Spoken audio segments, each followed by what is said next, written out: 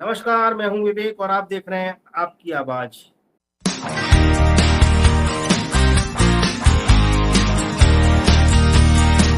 तो चूंकि दौर चुनावी है तो चर्चा भी चुनावी ही होगी। इस चुनाव में बड़े मजेदार आरोप और प्रत्यारोपों का दौर सामने आया और पहली बार देखने को मिला जब प्रधानमंत्री जी कहीं न कहीं विपक्ष के नेताओं के हाथों घिरते दिखाई दिए। क्योंकि अक्सर पिछले चुनाव में देखा गया प्रधानमंत्री जी सारे नैरेटिव और मुद्दे सेट करते थे, विपक्ष उसके पीछे-पीछे भागता था। लेकिन इस बार विपक्ष ने नब्ज पकड़ी, इंडिया अलायंस ने नब्ज पकड़ी और उसके पीछे-पीछे प्रधानमंत्री जी दौड़ते दिखाई दिए।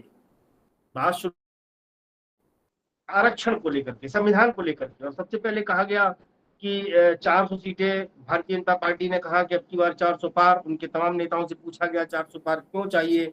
तो बहुत लोगों ने मुँह खोल दिया और बोल दिया कि 400 पार चाहिए क्योंकि संविधान में बदलाव करना है और इसको लेकर के इंडिया अलायंस और उसके सारे लीडर्स हवा में उड़ गए और उन्होंने इसको मुद्दा बना लिया पूरे देश के अंदर और ये मुद्दा जबरदस्त तरीके से चला कि संविधान खतरे में है अगर तीसरी बार नरेंद्र मोदी जी प्रधानमंत्री बनते हैं।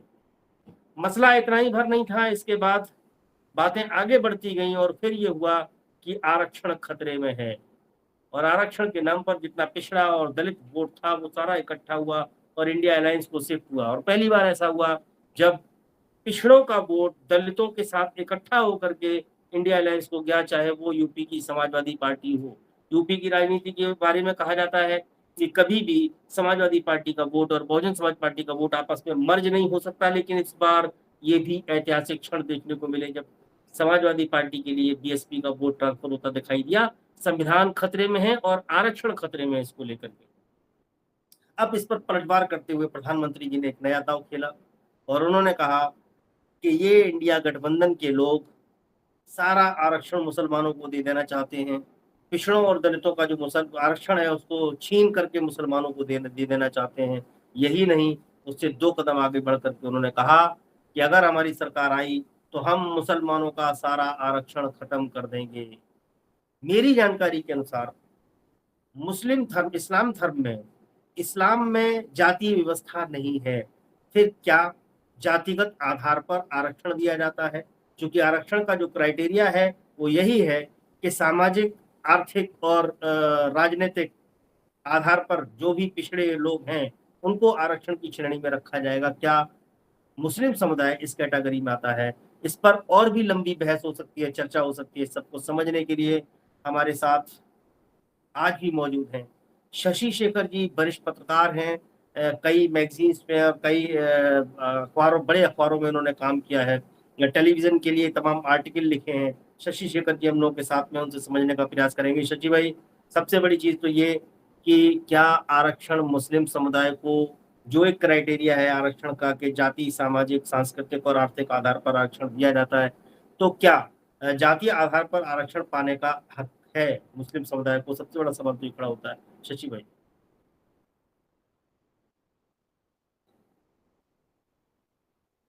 धन्यवाद विवेक भाई। आपने पूरा इंट्रोडक्शन दे दिया और मुद्दे को सामने रखा कि आखिर जब इलेक्शन अपने अंतिम चरण तक पहुंच रहा था तब प्रधानमंत्री जी को ऐसी क्या जरूरत पड़ी कि उन्होंने खुलेआम मंच से कहा कि हम सत्ता में आएंगे तो मुसलमानों का आरक्षण खत्म करेंगे। मतलब जो धर्म के आधार पर आरक्षण है या जो उसकी बात हो रही है उसको खत्म करेंगे। तो ये इतना पेचीदा सवाल है हिंदुस्तान जैसे देश में कि इसको एक लाइन में भाषण में बोल करके निकल जाना दरअसल लोगों को बेवकूफ बनाने से कम नहीं है। क्योंकि आप देखेंगे तो मसला सिर्फ मुस्लिम रिजर्वेशन का ही नहीं है, ये तमाम रिजर्वेशन का जो पूरा कॉन्सेप्ट है उसको लेकर के है। और शायद प्रधानमंत्री जी को ये पता होगा अच्छी तरह से कि ऑलरेडी मुस्लिम समुदाय को भी ओबीसी कोटा जो 27% का है मंडल कमीशन की सिफारिश के अनुसार उसमें मिल रहा है, पहले से मिल रहा है। उनको ये भी पता होगा कि जो हाल का जातीय जनगणना हुआ था बिहार में, उसके शशि जो भाई, डेटा मतलब आपके अनुसार मुस्लिम समुदाय को पहले से इस आरक्षण व्यवस्था का लाभ मिल रहा है? मिल रहा है, उसमें दो तरफा मिल रहा है। बल्कि अब मोदी जी के कारण 3 तरफा मिल रहा है। अब जो उन्होंने ईडब्ल्यूएस दिया है 10% जो ईडब्ल्यूएस दिया है मोदी जी ने नया आरक्षण इकोनॉमिकली वीकर सेक्शन को, उसमें वो मुस्लिम भी आते हैं जो बिहार जैसे राज्यों में और अन्य राज्यों में भी कथित तौर पे सवर्ण जातियां मानी जाती हैं, लेकिन वो आर्थिक तौर पर 8 लाख रुपए से कम उनकी आय है सालाना। आप समझिएगा, ये बड़ा दिलचस्प है, वो उसमें शामिल होते हैं। ये बड़ा दिलचस्प तथ्य है कि जो मोदी जी कह रहे हैं कि हम आरक्षण खत्म कर देंगे धर्म के आधार पर, वो कहीं ना कहीं उसका लाभ मुसलमानों को ओबीसी कोटा से भी मिल रहा है कुछ जगहों पे, जैसे एक बड़ी ब्रेकिंग इंफॉर्मेशन, ब्रेकिंग न्यूज होती है, लेकिन ये तो ब्रेकिंग इंफॉर्मेशन हो गई कि मोदी जी आरक्षण का लाभ मोदी जी ने भी मुसलमानों को दिया है, क्योंकि ये वो जो ईडब्ल्यूएस है इसमें जो सुदामा आरक्षण या इस तरह का जो नाम रखा गया था, ये तो यही गवर्नमेंट लेके आई थी, तो इसका लाभ मुस्लिम समुदाय ले रहा है। ईडब्ल्यूएस आरक्षण लेने का जो प्रावधान है उसमें क्लियर लिखा हुआ है कि आप जनरल कैटेगरी में हो और आपकी आर्थिक स्थिति ऐसी ऐसी हो, मतलब सालाना आय इतनी, इससे कम हो, जमीन इतना हो, घर इतना हो, ठीक है। उसमें मतलब आप ओबीसी नहीं है, एससी नहीं है, ईबीसी नहीं है, एमबीसी नहीं है, एसटी नहीं है, आप जनरल है। तो वही मैं कह रहा हूं कि बिहार जैसे राज्यों में जो भी लेटेस्ट जातीय जनगणना हुई है उसमें लगभग 4 से 5% मुसलमान जो है वो जनरल कैटेगरी में है, सवर्ण, और वो इस हिसाब से ईडब्ल्यूएस कोटा का फायदा उठा सकते हैं। तो ये मोदी जी की कृपा है एक तरह से कि उन्होंने उनको आरक्षण दिया। लेकिन इससे पहले मंडल कमीशन लागू हुआ, उसमें 27% में ओबीसी कोटा में मुसलमान आरक्षण का लाभ ले रहे हैं। लक्षद्वीप और कारगिल जैसे जगहों पे इन्हीं कुछ मुसलमानों को शेड्यूल्ड ट्राइब का भी स्टेटस दिया गया है। लेकिन असल खेल अभी शुरू हुआ है शेड्यूल कास्ट का, दलित अनुसूचित जाति का। जो अनुसूचित जाति का आरक्षण है पार्लियामेंट्री में, मतलब आपको लोकसभा विधानसभा में जो शुरू से चला रहा है, और उसके अलावा जो अन्य मतलब जो नौकरी और शैक्षणिक संस्थानों में आरक्षण है दलित कोटे का, उसमें अब थोड़ी बहुत लड़ाई जो है वो होने जा रही है। वो बल्कि मैं कहूंगा कि 10-15 सालों से वो लड़ाई चल रही है जी। और आपको मैं 2 कमीशन का नाम बताना चाहूंगा, एक सच्चर कमेटी और दूसरा रंगनाथ मिश्रा कमीशन। इन दोनों कमीशन ने कहा कि भले सैद्धांतिक तौर पे इस्लाम में जाति का कोई प्रावधान नहीं है, लेकिन प्रायोगिक तौर पे आप हिंदुस्तान में देखेंगे तो यहाँ भी जो मुसलमान है वो जातियों में बटे हुए हैं, और उनमें से अधिकांश की जो सामाजिक, शैक्षणिक, आर्थिक पृष्ठभूमि है वो उन्हीं जैसी है जैसे कि हिंदू दलितों की है जी, या कुछ मामलों में उनसे भी खराब है। तो रंगनाथ मिश्रा कमीशन, जो कि religious and linguistic minorities commission उसका नाम है, उसने कहा कि इनकी बेहतरी के लिए 10% आरक्षण दिया जाए। और उसने एक और रिकमेंडेशन किया था कि संविधान के भाग 4 में एक अध्यादेश है, मतलब उसको अध्यादेश, आदेश कहिए, अध्यादेश नहीं है, आदेश, प्रेसिडेंशियल ऑर्डर 1950 का राष्ट्रपति का आदेश। ये बड़ा क्रूशियल है विवेक भाई, इसको समझना पड़ेगा सबको। उस आदेश में ये लिखा गया था उस वक्त 1900 मतलब मूल संविधान के में 1950 में कि पूरे हिंदुस्तान में हिंदू के अतिरिक्त किसी भी धर्म के लोगों को शेड्यूल्ड कास्ट यानी अनुसूचित जाति का दर्जा नहीं दिया जाएगा, यह स्पष्ट लिखा था। एक बार फिर बताइए क्या बोल रहे हैं इसके बारे में। राष्ट्रपति अध्यादेश 1950 जो संविधान के भाग 4 में है, ठीक है, उसमें स्पष्ट ये लिखा है कि हिंदू के अलावा किसी भी धर्म के लोगों को शेड्यूल्ड कास्ट स्टेटस नहीं दिया जाएगा, एससी स्टेटस नहीं दिया जाएगा। मतलब और कोई धर्म के लोग एससी स्टेटस में शामिल नहीं हो सकते हैं, नहीं हो सकते हैं। जी। ये अध्यादेश, ये आदेश अभी भी लागू है, आज की तारीख में भी लागू है। जी। अब रंगनाथ मिश्रा कमीशन ने ये क्यों कहा कि इस आदेश को निरस्त किए जाने की जरूरत है? क्यों? जी। क्योंकि 1950 के बाद से लेकर 2009 तक इस आदेश में 2 बार हमारी संसद ने संशोधन किया, और सिखों में जो एक दलित तबका है, जबकि आप धार्मिक तौर पर देखेंगे तो जो सिख धर्म है उसमें भी कहीं जाति का जिक्र नहीं है। गुरु नानक देव ने ये कहा था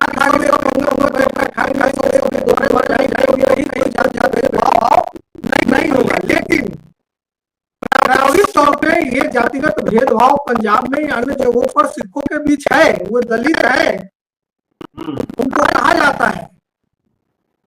तो इस चीज को देखते हुए, और देखिए भी भाई एक बड़ा मतलब बहुत ही इंटरेस्टिंग बात मैं आपको बता रहा हूँ। बीपी सिंह की सरकार थी और वो सरकार भाजपा के सहयोग से चल रही थी। जी। बीपी सिंह की सरकार थी, मैं रिपीट कर रहा हूँ, और वो सरकार भाजपा के सहयोग से चल रही थी।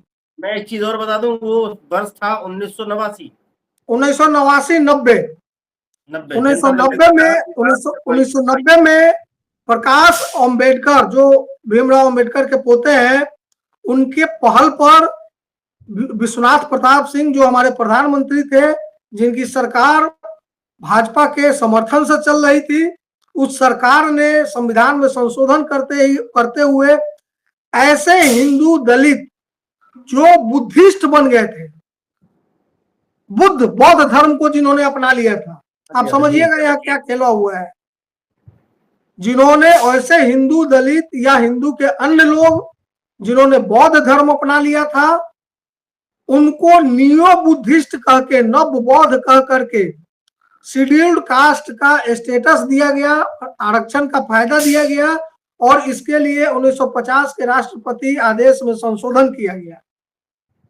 जी, संशोधन हुआ उसमें। जी। और ये संशोधन के सहभागी भाजपा के लोग थे। अच्छा, उसमें इन्होंने इनके फेवर में वोटिंग की थी?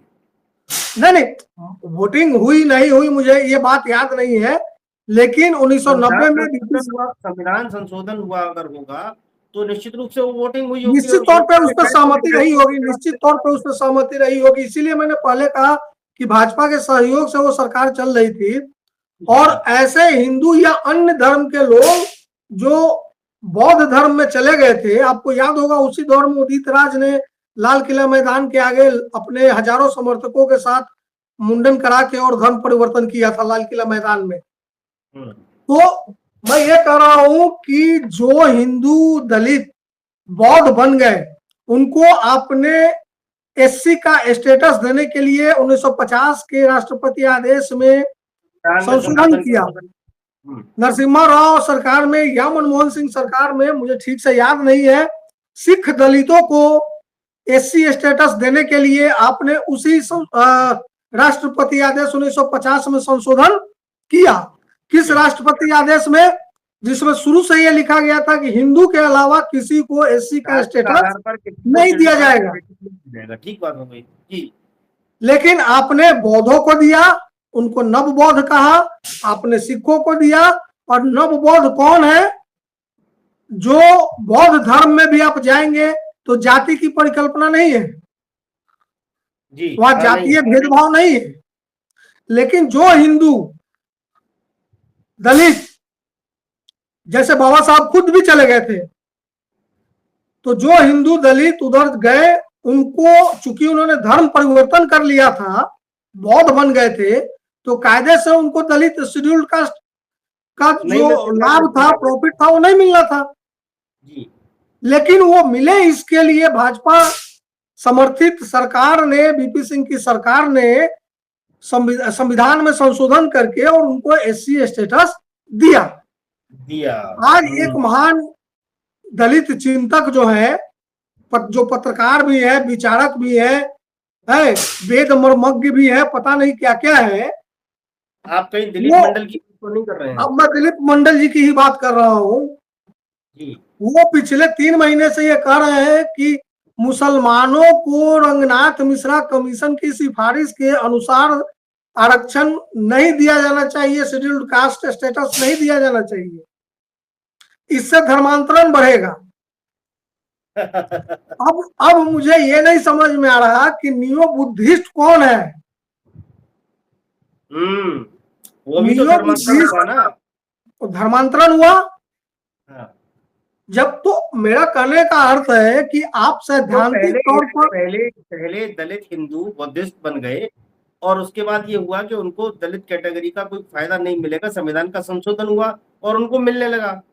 तो जब बौद्धिस्ट को मिल रहा है, जब सिख को मिल रहा है, तो फिर और लोगों को क्यों नहीं? तो क्रिश्चियन को क्यों ना मिले? ऐसे हिंदू दलित जो क्रिश्चियन बन गए उनको भी मिले। क्रिश्चियन है, पारसी है, जैन है, बहुत सारे हैं, मुस्लिम हैं, तमाम। मतलब किस आधार पे आप नहीं देंगे? आपने नियो बुद्धिस्ट को दिया, जो हिंदू दलित नियो बुद्धिस्ट बन गए, आपने सिख दलितों को दिया, तो मुसलमानों में एससी स्टेटस देने में क्या हर्ज है? वैसे हिंदू दलितों को एससी स्टेटस देने में क्या हर्ज है जो क्रिश्चियन बन गए? वैसे एक सवाल है शशि भाई के, दिलीप मंडल को मैं भी बहुत दिनों से फॉलो कर रहा हूँ, उनकी एक एक गतिविधि पे मैं नजर रखे हुए हूँ। तो आपको क्या लगता है, मतलब वो बिना दलित चिंतक हैं, राजनीतिक हैं, वो पत्रकार हैं, मतलब दलित आंदोलन के अगुआ हैं, वो दलितों के हितैषी हैं, विरोधी, मतलब किस दृष्टि? मैं तो बड़ा भ्रमित हूँ उनको लेकर के। आप नहीं, भ्रमित मत होइए, वो सदा से स्वचिंतक रहे हैं, वो अपना सेल्फ कंसर्न उनका रहा है, वो स्वचिंतक है, वो अपनी चिंता करते हैं। उन्होंने बहुत कोशिश की तेजस्वी यादव का पॉलिटिकल एडवाइजर बनने का, नहीं बन पाए।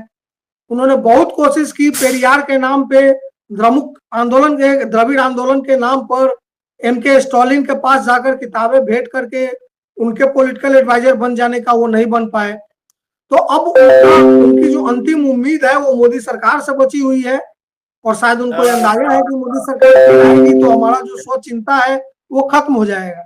मैं ये बात बता रहा हूँ। उनके फोटोग्राफ्स भी आए हैं बाहर निकल के, किरण रिजिजू के साथ। फोटोग्राफ्स वगैरह के मैं ज्यादा वो नहीं करता, वो एक अलग चीज है। फोटो का किसी के साथ। शशि भाई, मुझे एक खबर जो है अंदर तक की खबर है जो, और वो बहुत पुख्ता सूत्रों से खबर है, इनके साथ में एक डेलीगेशन में 2-3 लोग और थे किरण रिजिजू के साथ में। इनकी क्या क्या बात हुई, खैर उसको छोड़ देते हैं। हमारा टॉपिक अभी प्रधानमंत्री जी के आरक्षण नहीं छोड़ेंगे नहीं, मैं छोड़ेंगे नहीं। मैं ये कह रहा हूँ कि दिलीप मंडल जी दलित हितैषी बनते हैं तो वो बताएं दलितों को कि जो हिंदू दलित बौद्ध बन गए, वो क्या एससी स्टेटस पाकर हिंदू दलितों की का हिस्सा नहीं खा रहे हैं? हाँ, उसका विरोध करें, या तो अगर ये गलत है इसका विरोध करें तो सिख दलित जो है वो हिंदू दलितों का अनुसूचित जाति का हिस्सा नहीं मान रहे हैं, जबकि संविधान में स्पष्ट लिखा था 1950 में कि हिंदू के अलावा किसी को एससी स्टेटस नहीं मिलेगा। तो आप कैसे दलित चिंतक हैं? आप नियो बुद्धिस्ट की बात नहीं करेंगे, आप सिख दलितों की बात नहीं करेंगे, आप सिर्फ मुसलमान साहब को डर लगता है। तो आप सीधे सीधे नफरत का माहौल पैदा कर रहे हैं, और नफरत की सामग्री, कंटेंट ऑफ हैट्रेड के सप्लायर बने हुए हैं आप बीजेपी के लिए। Dilip Mandal has converted into a hatred content supplier to the BJP.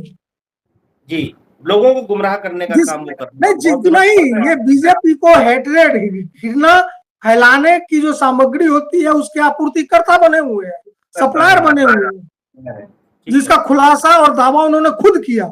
जब प्रधानमंत्री जी ने ये कहा कि हम धार्मिक आधार पर आरक्षण खत्म कर देंगे या नहीं देंगे, तो दिलीप मंडल ने यह क्लेम किया कि मैं जो 2 महीने से लिख रहा हूं उसी आधार पर प्रधानमंत्री जी ने यह कहा है। अच्छा शशि भाई, यहाँ एक सवाल और खड़ा होता है, फिर प्रधानमंत्री जी खुद ही मोहर लगाते हैं इस बात पे कि वो दलित विरोधी हैं, क्योंकि अगर वो कहते हैं कि आर्थिक आधार पे वो जो धार्मिक आधार पे आरक्षण दलित कैटेगरी में मिला हुआ है वो हम खत्म कर देंगे,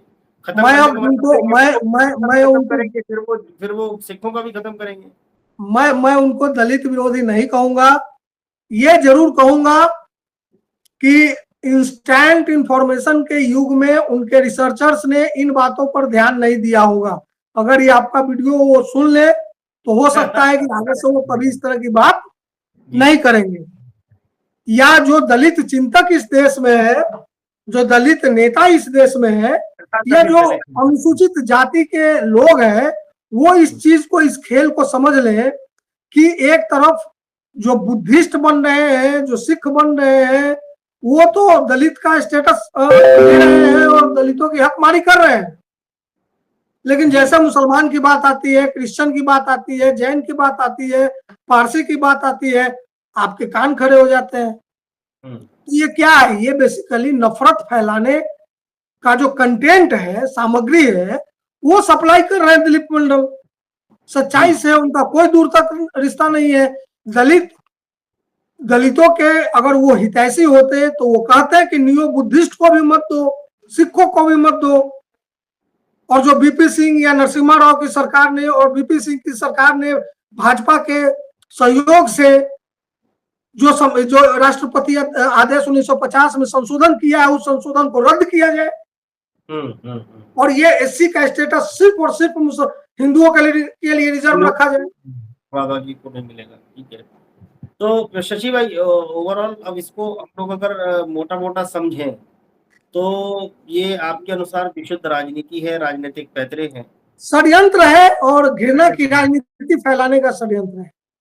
घृणा की राजनीति फैलाने का षड्यंत्र है, देश को बंटवारे में खड़ा कर देने का षड्यंत्र है। राजनीति बहुत ही विषम परिस्थितियों में कहां से कहां पहुंच जाए कुछ कहा नहीं जा सकता है। जब तक परिस्थितियां राजनीति में व्यक्ति के अनुकूल हैं तब तक वो बहुत साधारण दिखता है, लेकिन राजनीतिक परिस्थितियां जैसे उसके विपरीत होती जाती हैं उसका असली रूप सामने आने लगता है।